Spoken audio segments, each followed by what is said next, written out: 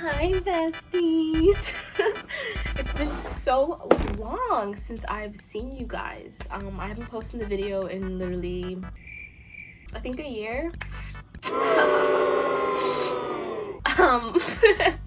So today I'm gonna be telling you guys how to get over your ex-best friend. I made a part 1 a year ago, but now I'm making a part 2 because I've seen comments and the advice that I gave in that other video, doesn't really do much, I feel like. And that person was a whole different person. I'm a new person. I feel like every time I come back to YouTube, I'm always a different person. But anyways, let's just get into the video. So, if we're being honest here, there's a high chance that you might not get over your ex-best friend. If I talk about myself and how I lost my best friend and all of that, it's been a journey, okay? It's something that I don't think I'm even fully over right now, even if it's been like, I think 2 years now perhaps. But it's just, there's a high chance that you might not get over your best friend or your ex-best friend, because that's just the way it is. And realizing that, you know, healing is not a linear thing. It is very like up and down. You might not miss them today, but tomorrow you might, or 2 years from now you still might, kind of thing. So you just have to be honest with yourself and realize that there's a high chance that you might not get over them. And no one really tells you that, and there are gonna be times where you sit there and you reminisce, you know, reminisce. There are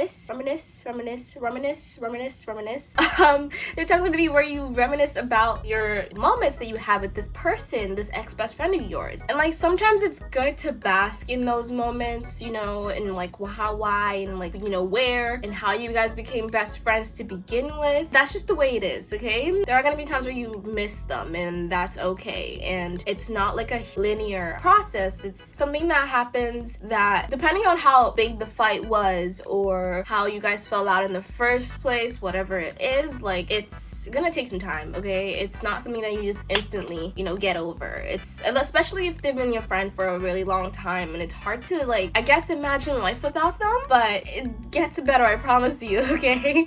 Okay, I think a lot of the time we tend to think, okay, if I reach out to them and I ask for forgiveness, then there's a high chance they're gonna forgive me, which is not the case at all. Like, you can reach out, say whatever you need to say, and be like, hey, I want to talk, I want to apologize for doing blah blah blah blah. If what happened was mainly your fault, or it was just like something mutual or whatever, and you want to rehash that friendship, you know, there's a high chance that they really might not forgive you at all. Like, you just have to, you know, accept that, because if you take time to think about what happened and everything that, you know, went down in your relationship with this person, and you realize, yes, I do want to apologize, and you've been taking like, I don't know, like a month or maybe a year or like a couple, like 3 months, whatever, like there's a high chance they will not forgive you. Like, that's just the way it is, because at that point you have to realize that that person has also accepted that they have lost a friend, and they are, you know, on their way, or like maybe already there to, you know, live life without you and move on, you know?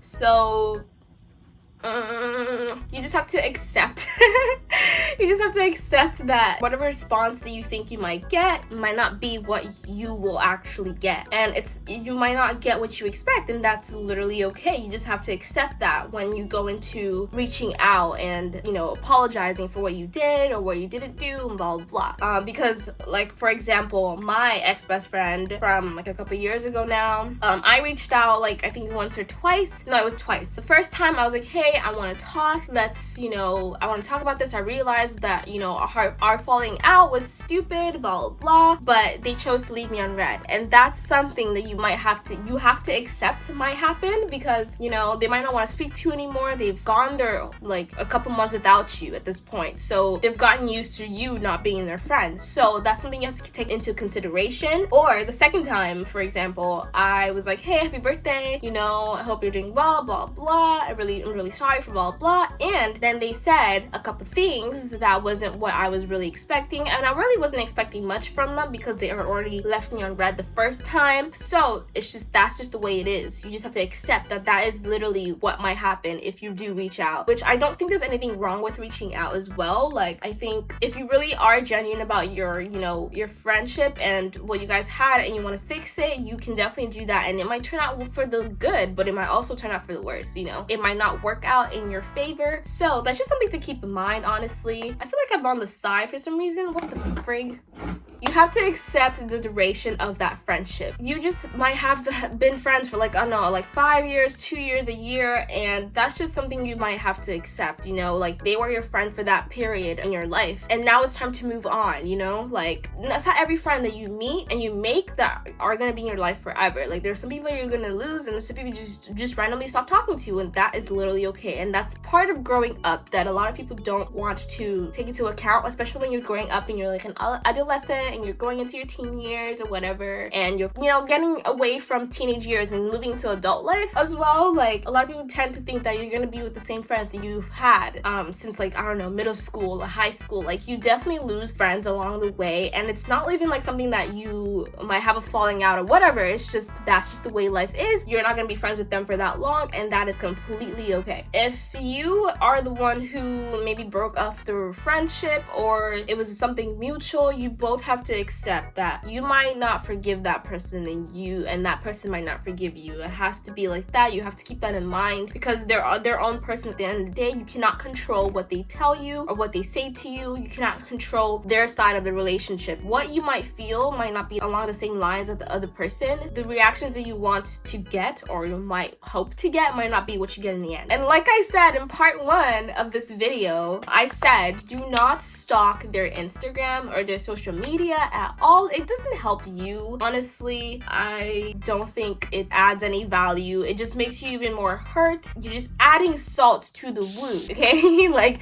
it doesn't make things better for you. They're living their life, okay? They're probably not even thinking about you, as much as I don't want to say that, and that, like, is so harsh. They're not thinking about you, okay? So the first step to getting over them, just don't stalk their Instagram. If you need to block them or anything, block them. Don't stalk their Instagram or Snapchat or whatever it is that you have them on. Just don't do it. If y'all choose to stay friends or just choose to be cordial or not block each other on your socials, don't take the time out of your day to, you know, search their name up and see what they're up to. It just doesn't help. Unless you're like maybe over them, you just want to, like, you're just nosy. Like, I'm nosy, of course. Like, I want to see what people are doing, even if I don't even talk to them, which is really weird now you think about it. But I don't mean like that. Like, I'm not weird. It's just like, you know, what's that person doing from high school? What are they up to? It's like that. But until you're like actually over them, I don't recommend stalking their Instagram or social media accounts. Like, it's just not going to work for you, especially because why are you doing that? You're hurting yourself even more. That's just torturing yourself, and I don't think you should do that when you're trying to get over something or, like, you know, get over loss. It's not a good idea. And another thing that you can take into account when you're trying to actively get over this person, it's just looking back at the relationship and looking at how you behaved in certain situations throughout your friendship, and like what even led to you guys even breaking up in the first place. I think that's such a good thing to do. You have to realize your faults. There's 3 truths, I think. There's the other person and yourself, and then the actual truth, the objective truth of what really went down in that relationship or, you know, friendship. You behaved a certain way that they might not have, you know, appreciated, and they probably behave the same way that you might have not appreciated as well. So you have to take that into account. You know, you think about what you could have said differently and how you could have acted differently, behaved differently, you know, because a lot of people tend to think, oh, it's always that person's fault. It's always that person's fault. I'm perfect. I did not do anything to ruin our relationship. But there's 2 sides to everything, right? Or 3 sides. I'm sure if you really sit down and really think about it, then you start to realize, like, oh, okay, like, I had faults and blah, blah, and all of that. And that's what I did. At first, when we first broke up, I was like, okay, like, I don't know why we broke up in the first place. Okay, I was stubborn in a way. I didn't want to deal with what we were doing or, like, talking about in that moment because I had, you know, other priorities, which sounds so shitty, but at the time I was stubborn. But, like, a couple months and, like, deep thought about everything that went down, because obviously I have missed them throughout that time of not talking to them, I just realized, okay, yeah, like, I did this and I said this, and that was not the way to have gone about it. I'm not perfect, you know, no one is. We have our different ways in how we react to certain things, you know. So in the moment, I didn't realize what I was doing. I didn't know that I was being so stubborn. I didn't realize that I was ruining the relationship, or that's what it would have, you know, led to in a way. So after, like, taking a step back and, like, a couple years down the line, I realized, okay, yeah, I did have a fault in this. There's certain things I should have actually said or have not done, or should I have done. I think it's really good for people to really take a step back and realize, like, their faults and relationships and like how things went down, because then it can really honestly help you grow in the longer run and not make the same mistake that you did in another friendship. You know what I'm saying? And it's always so good to sit there and, you know, look at things from a different perspective. And this is why I like to talk to maybe one or two other friends about what really went down, because then they can also help you realize your faults that you might not even realize or come to a conclusion about yourself. So, you know, take it all in from a different perspective, because you might think you're completely right, which you might be, but there's a high chance that the person who's doing whatever, saying whatever, you know, in this relationship, in this friendship, had their reasons for saying certain things or doing certain things. So it's just really good to look at things from a different perspective. So you might either want to get opinions from, you know, people that you trust and their opinions are valued, and just take time with yourself and really sit there and really think about it as well. One thing I feel like, you know, in relationships and like friendships is like you have to just make peace that, you know, you can't go back and change things. I've sat there a couple times like, oh my god, I wish I could go back and change this thing that I did or said, and I wish I could not have done that thing. There's this one thing that I did that I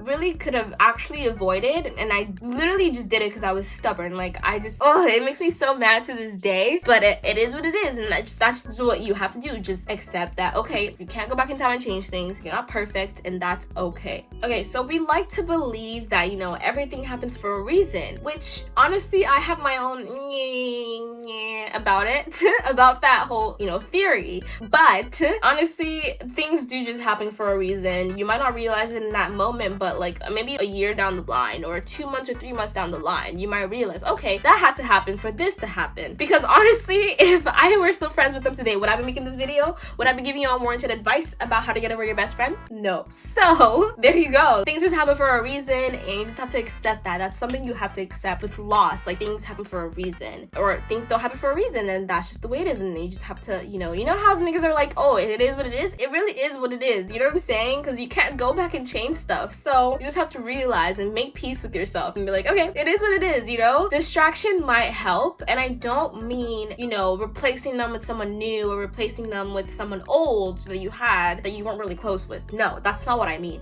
I mean finding new hobbies, indulging in your interests, and keeping yourself busy and hanging out with new friends. It's always good to take time to yourself to really think and, you know, reflect. It's also good to still indulge in your hobbies, even if like you did that something with that best friend. You still need to have fun and, you know, keep yourself distracted. And that way, when you're not thinking about, oh, my ex-best friend, whatever, you're gonna be having fun. You're not gonna think about that. You're gonna be indulged in something else. So I think that's a really good thing to do when you're trying to get over your ex-best friend or friend. I think it's good to distract yourself, not negatively, but positively, as in, you know, indulging in your interests and your hobbies and things like to do. Go outside, you know, take pictures, you know, feel good about yourself. It's always good to distract yourself from, you know, stuff like that, because eventually you'll realize, okay, that was it. That was the end of our friendship, and that's okay. And now it's time for me to make new ones. It's time to go out and explore and find new people in my life. As you grow up, you're gonna meet new people. You might not even expect it, but they're gonna be amazing people in your life that you wouldn't have realized or even thought that you would meet in your life. What the frig? Why is this so itchy? Oh my god. You're always gonna meet new people. As much as it might seem like that's such a hard thing to even grasp right now, you're definitely gonna meet people. I've met amazing people so far that I would have never thought I would meet or even be friends with. So that's just something that you have to take into account and realize that, you know, that's just the way life works. I really hope I gave some solid advice in this video. Honestly, if I need to make a part 3, I will. Okay? Because I get a lot of comments still on that video, and it's been a year now, and I just feel so bad for you guys. I'm sorry, but it will get better. You will get over them, and it will get easier. So I really hope you guys enjoyed this video, and I really hope I gave solid advice. I really hope you can apply it to your lives, because it's helped me. This is just all my own knowledge and how I went through, you know, that breakup. So if you like this video, give it a big thumbs up for me. Make sure to subscribe to my channel down there. I'm gonna start posting as frequently as I can. I'm coming back for real. I promise. Okay, maybe I should have promised because the way I move, like, this is like mental illness central, okay? But it's okay. Just follow my Instagram and my Snapchat, and you guys can always DM me because I've got a bunch of DMs to help out with this. So if you want to help, you know, one-on-one, and you can tell me what happened so I can help you out, you can definitely DM me for sure. Thank you for subscribing. Honestly, I love you all so much. And I hope you're having a great day or night whenever you're watching. But yeah, that's it. That's the video. Bye, guys. Oh my god. Bye.